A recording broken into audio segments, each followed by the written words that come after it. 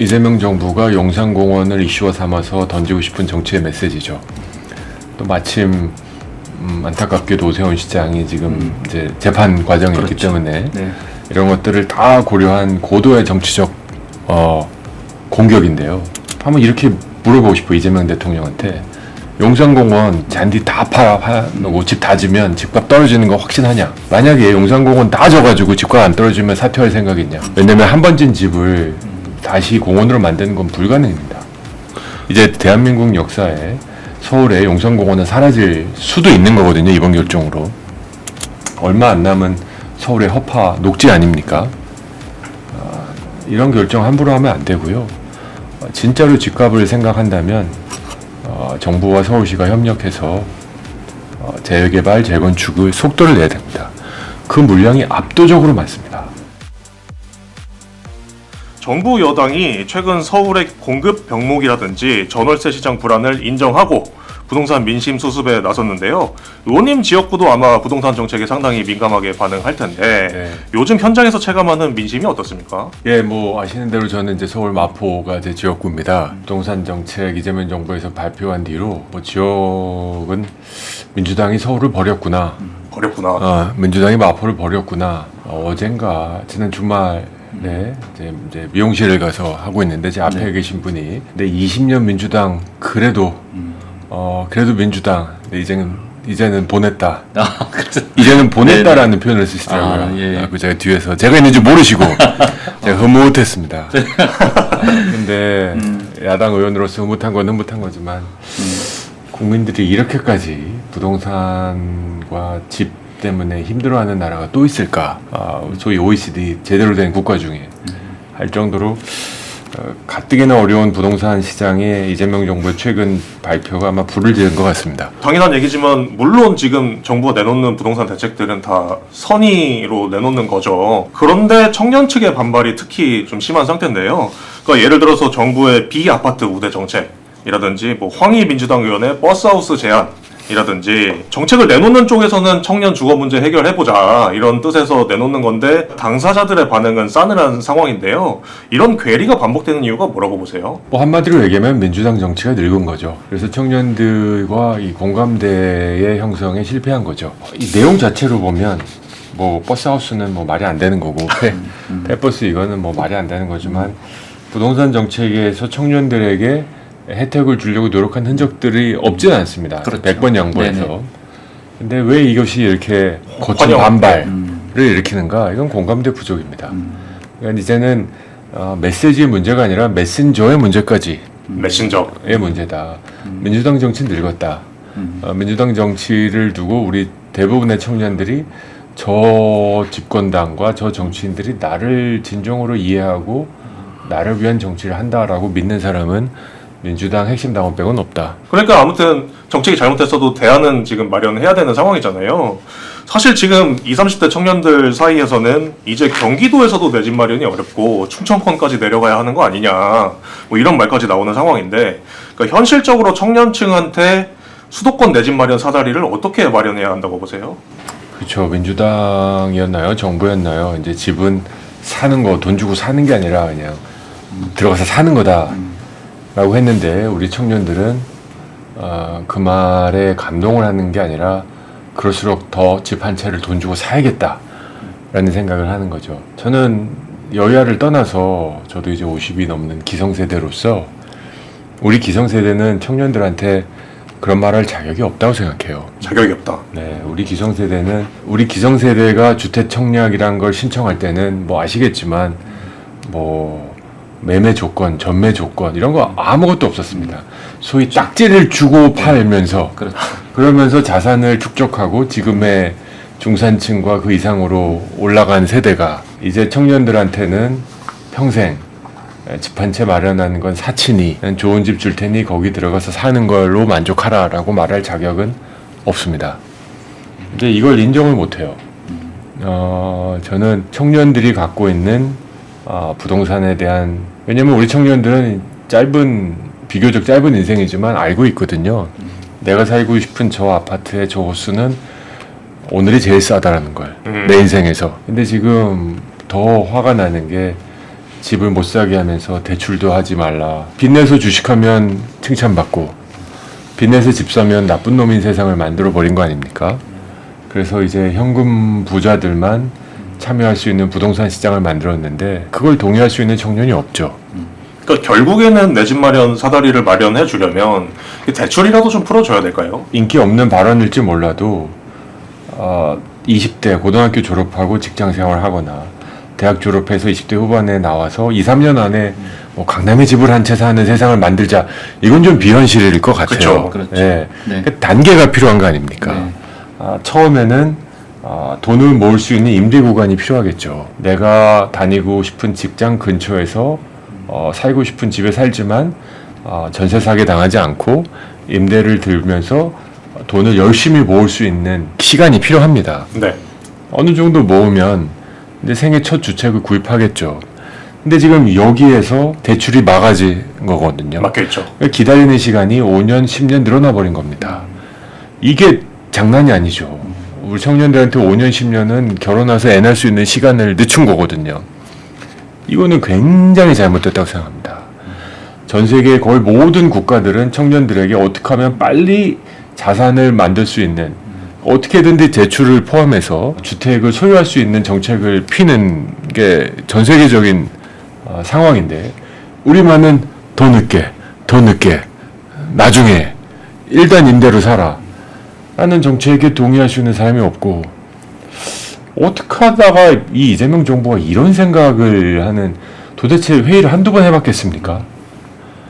회의를 한두 번 이렇게 부동산 정책이 뜨겁다는 걸 모르지 않았을 텐데 이 회의를 다 거치면서 발표할 때까지 이런 생각이 견제되지 않고 뚫어냈을까?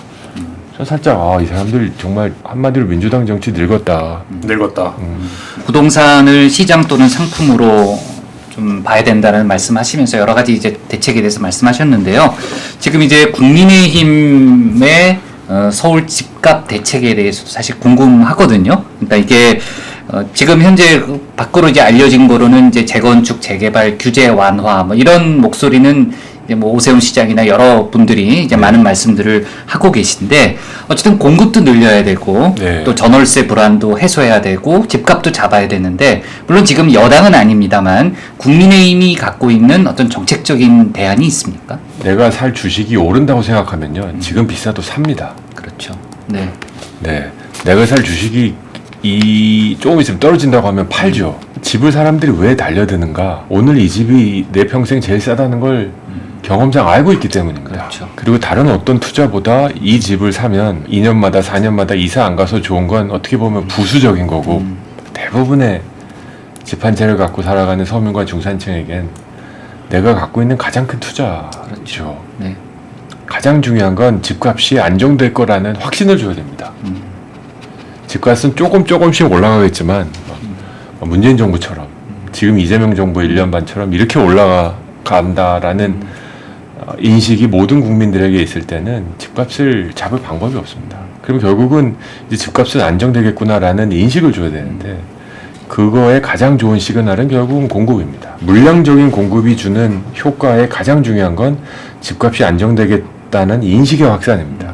실질적 공급보다도. 네. 주식시장하고 똑같습니다. 그렇죠. 이 주식 지금 좋은데 앞으로 더 올라. 그러면 그냥 사놓고 보는 거거든요. 그렇죠. 비투라도 하는 거죠. 비투라도 하는 거죠. 그래서 결국은 공급을 늘려줘야 되고요. 두 번째는 거래를 늘려줘야 됩니다. 네, 너무나 당연한 건데요. 어떤 상품이든 거래가 제한되면 희소해집니다. 그렇게 희소해지면 자신의 가치보다 더 높게 가격이 형성됩니다. 즉 거래가 활발하게 돼야 되는데 지금의 세제 정책은 보유세도 올리고 거래세도 올리고 거래 자체를 막아버린 겁니다. 그러니까 저희 마포에서는요 보지 않고 삽니다. 물건이 나왔잖아요. 네. 일단 계약금 겁니다. 아, 그래요. 예, 그만큼 희소해진 거죠. 그만큼 프리미엄이 발생하는 거고 그만큼 집값이 올라가는 겁니다. 이 두 가지입니다. 그러니까 저희 국민의힘 정책은 이 두 가지를 대응책을 만들어야죠. 어떻게든지 재개발, 재건축 속도를 내서 네.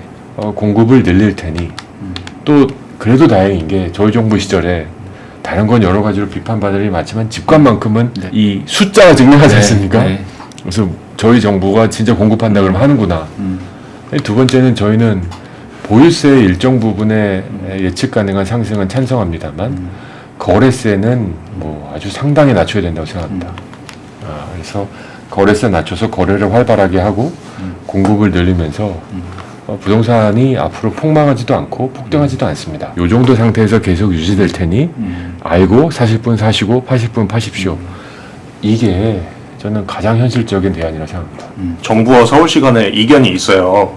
지금 용산공원 개발이 화두가 됐는데, 그러니까 서울시는 도심 녹지 보존과 실효성 부족을 반대 이유로 들고 있는데요. 의원님은 이 사안 어떻게 보고 계세요? 용산공원을 잔디 한 풀 다 없애고 빼곡히 다 지면 몇 채가 들어갈까요? 서울에 필요한 집에 뭐 10분의 1도 안 됩니다. 이재명 정부는 지금 용산공원조차도 집을 짓겠다라는 상징적 메시지를 관철시키고 싶은 겁니다. 또 어제 그 국토부 장관이 뭐 공원 녹지가 아니라 네. 그 주변에 있는 땅이다. 그렇죠. 네, 예. 그렇게 얘기하고 보면 진짜 몇 채 안 됩니다.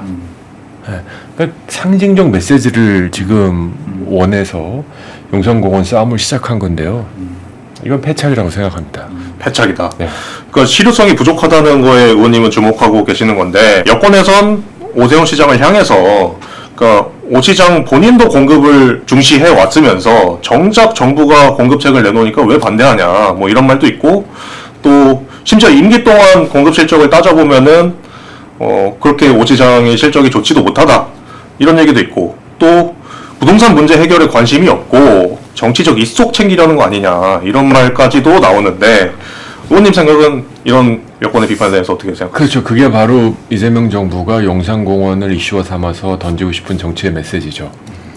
또 마침 안타깝게도 오세훈 시장이 지금 이제 재판 과정에 있기 그렇죠. 때문에 네. 이런 것들을 다 고려한 고도의 정치적 공격인데요. 순수하게 부동산 가격이 잡히냐? 제가 진짜 한번 이렇게 물어보고 싶어요. 이재명 대통령한테. 용산공원 잔디 다 파놓고 집 다 지면 집값 떨어지는 거 확신하냐? 그럼 나 찬성할 수 있다. 만약에 용산공원 다 져가지고 집값 안 떨어지면 사퇴할 생각이냐? 왜냐면 한 번 진 집을 다시 공원으로 만드는 건 불가능입니다.